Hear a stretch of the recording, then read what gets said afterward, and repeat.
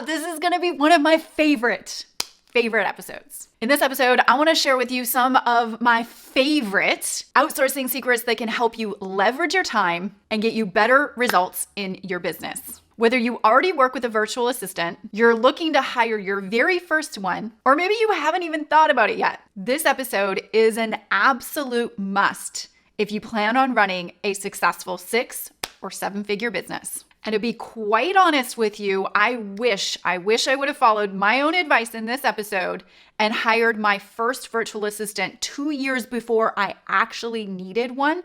And I'm going to share with you also how it hurt me in my business. So let's dive in.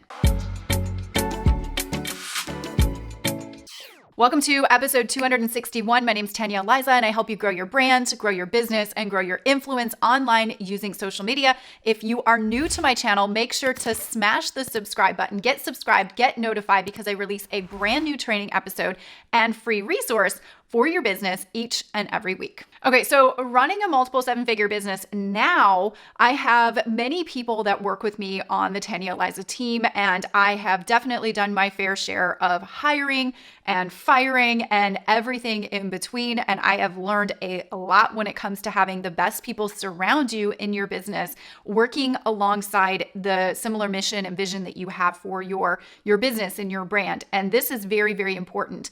This is very important so that you can focus on the things that are most important in your business that is actually going to contribute to the bottom line, because there's a lot of things that you might be doing right now that have no impact when it comes to revenue or profits. One of the things is checking social media, commenting back on social media, checking emails. These sorts of things are busy work. They're still important, but they do not contribute to the bottom line in your business. And as the CEO and founder of your business, whether you're at $5 a month in revenue or $500,000 a month in revenue, you need to be focusing on the profit producing activities, the revenue producing activities.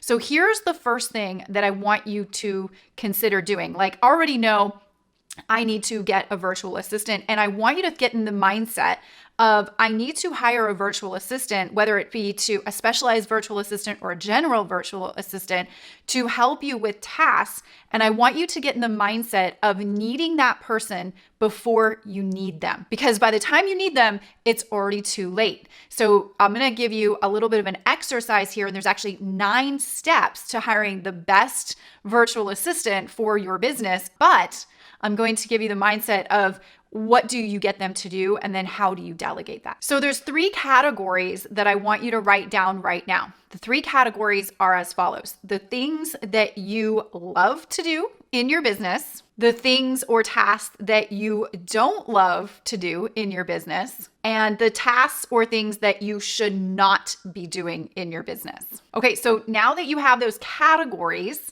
I'm going to give you the 9 steps, and we're going to work with those categories. Now, inside these steps and my 9-step process that I'm going to give you, there's also some tools and resources that will complement that step in the process. Now, if you tune in each week with me and you're an online family member of mine, you'll already know that I love to equip you each week with a free resource that goes with the episode to help you with that topic of the week that we're talking about. So this week, since we're talking all about virtual assistants, outsourcing, leveraging your time, I want to give you my complete plan. So what I've done is I put a resource together and created the 9 steps to hiring an excellent virtual assistant for your brand and business. And then in each step, I elaborate and I give you my tools and resources that go along to complement those steps. So you have a full, complete step-by-step on how to hire your next virtual assistant that ends up being excellent for your brand and business. Now, if this is a resource that you think that you would like to get your hands on, it is free right now. You can pick it up over on the blog at tanyaeliza.com/261. We have it ready for you. We'll leave a link in the resource section of where you're watching this video or in the show notes. It'll take you to my blog. On the blog, you'll see this video. Right below the video, you'll see a big yellow button. Click that button and you can request access to my virtual assistant guide and resources for outsourcing. So we don't leave any stone left unturned. I give you all of what I have when it comes to this for your business. Okay, so you have the 3 categories. So step number 1 is list out all of the things that you have to do in your business. Okay, so this might take 3 to 4 days. And I know for me, what I did was I documented over 3 to 4 days. Heck, you can even do this over the next week. Document everything that you are doing in your business or you have to do in your business. If sometimes you think about it, sometimes you'll miss some things. So what I like to do is go through a couple of full work days where I'm sitting at my desk and I'm doing all of the things. And then I'm taking an inventory of all of the things that I have to do in my business. Check email, pay bills, post on social media, engage with comments, come up with episode ideas. What is it for you that you are having to implement every little task that you do in your business? Take 3 or 4 days and document what those things are. Now that you have the tasks that you have to do in your business, and again, this is an ever-changing list, right? As more the business grows, there might be more tasks. So this is going to be a list and an activity that you might want to do from time to time. Step number 2 is you want to look at that list of task items and you want to categorize it in one of those 3 categories that I gave you. The things that you love to do, the things that you don't love, and the things that you shouldn't be doing. And the things that, by the way, you shouldn't be doing are the things that are specialized skills that maybe you don't have. And maybe it's not advantageous for you to even go out and learn how to do those skills. For example, bookkeeping might be one of the tasks in your business that needs to get implemented. And I would challenge you to not do your own books because you're not a specialized expert and there's other people out there that can do it for a fraction of the cost that it would take you to do your books properly. So those are things you should not be doing. Those are not your profit producing activities. However, those are things that you still need to do in your business. So categorize all of those tasks as far as love, don't love, shouldn't do. Okay, step 3 is something that I wish I would have done a long time ago from the get-go because it would have saved me a lot of time. Every one of the tasks that you're currently doing in your business, you want to create a process around that task. And then you want to have that process be outsourced later. So if you want something done properly, you have to delegate it properly. This is something that I completely learned. I've always thought that, well, I can just pass the task on to somebody and they'll do it better than me. Doesn't happen. You have to build the expectation on how exactly you want that thing done and what are your expectations around that. So what you want to do is, let's say, for example, you want to hire somebody to do your social media commenting. Like anybody that comments on your social media, you want somebody to comment back as you and engage.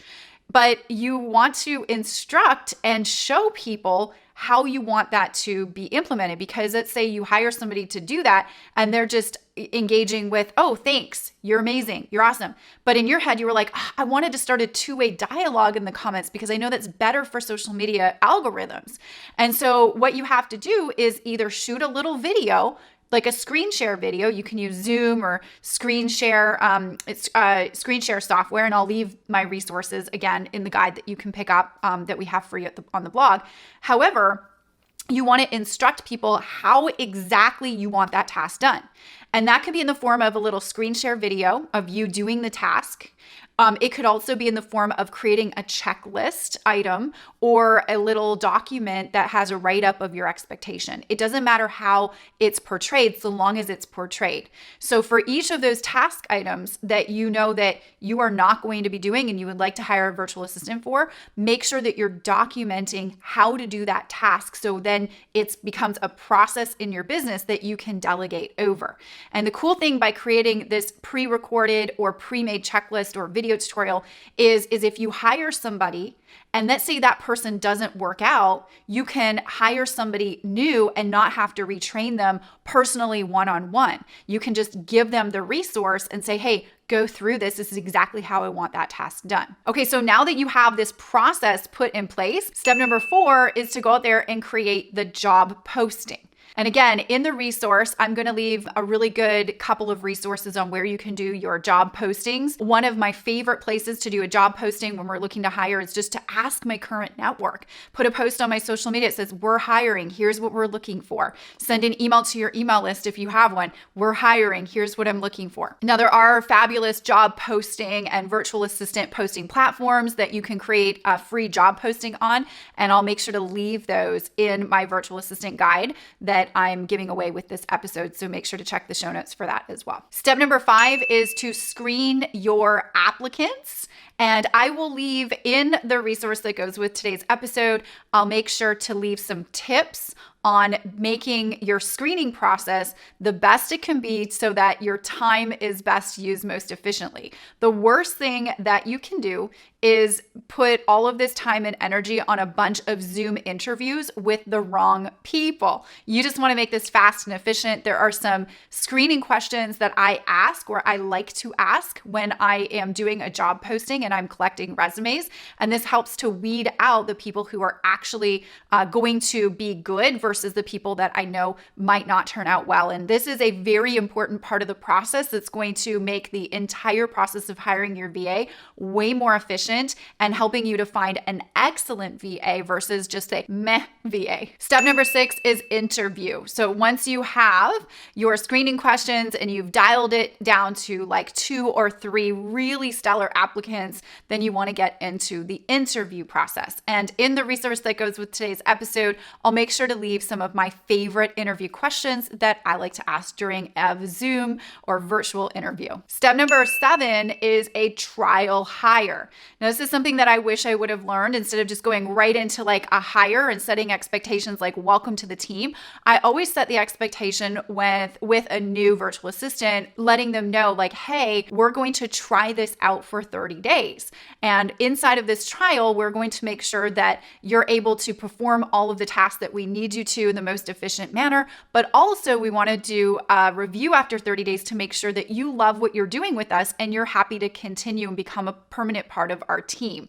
So step number 7 is a trial hire. Step number 8 is review and welcome to the family. So after the trial hire and the 30 days have completed, we typically go over a review process. And in the document that I'm giving away with this resource, I'll leave with you the things that I like to review and how we rate them on a scale of 1 to 10 with our new applicants to make sure that we're going to move to the next phase, which is welcome to the family. Now, if the virtual assistant qualified and you have a review and everything's great, we go into an official contract with them and we welcome them to the rest of the team. We welcome them publicly on our social media. We say, hey, congratulations to XYZ. They're our newest part of our team and here's what they're doing. And we give them a bunch of recognition and love to make them feel really special. And step number 9 is very important. It's review, train, and evolve. So when we bring somebody on our team as a virtual assistant of some kind, we want to make sure that we're constantly reviewing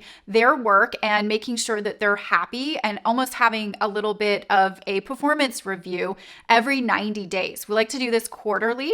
And so inside of the 90 days, we want to just do a little performance review. We want to make sure that they're happy. And we want to ask them also a very important question, which I like to ask is, hey, is there anything a part of the company that's going on or anything that you love doing that you would like to do more of or take on as extra tasks within the company? So this gives them the opportunity to evolve with us in the company. And it also makes them feel special that we actually care about their needs and wants as a part of the family. This not only is going to help them in becoming the best that they can be for the role, but it's also going to get them committed to the team even more because we're showing that we care about their happiness with us. And we really want to make sure that they have all that they need as far as training goes to make sure that they are doing their jobs most efficiently and effectively with us. So we ask them, is there anything that you feel you need more training on? And then we will provide that to them so that we're always evolving and we're growing and we're all being the best that we can be as we work together. Now, that's my 9 steps in a nutshell. And again, we've put together all of these 9 steps. We've elaborated on them more with resources and some of my favorite outsourcing resources in the resource, the freebie that goes with today's episode. So make sure to pick that up. I'll leave it in the show notes. You can go over to the blog at tanyaeliza.com/261 to get it there. So make sure that you do that. Now, pro tip, don't expect it to go all butterflies and rainbows the first time. In fact, you might have to go through a few duds to get to a stud. And I love that analogy, but it's true. I definitely have been through my fair share of virtual assistants, and I've learned a lot along the way on how to screen them better. And that's why I love the resource that we put together for you in today's episode. So make sure to pick that up to help everyone be a little bit more efficient with time. The worst is spending a lot of time working with somebody and then finding out a few months later that they didn't really work out, especially if you were looking for somebody long-term. So we've learned a lot along the way. today, and I'm happy to share with you what we've learned through this episode and the free resource. So did you get value out of today's episode? I really hope that you did. If you did, leave me a comment below and let me know if you're currently working with any virtual assistants right now. Let me know if maybe you are a virtual assistant, or maybe you're looking to hire one. Maybe we can work together as an online community here and help connect some people. I'm really excited for you to have gone through this and get this information in your hands to leverage your time a little bit more and to help you find an excellent virtual assistant. If you know anybody else that would find value in today's episode, make sure to share this with them. I'm sure that they would really love it, and make sure to give it a thumbs up and like. That does help me and my channel, and I appreciate you for being here, and I will see you on the next episode of Tanya Eliza TV.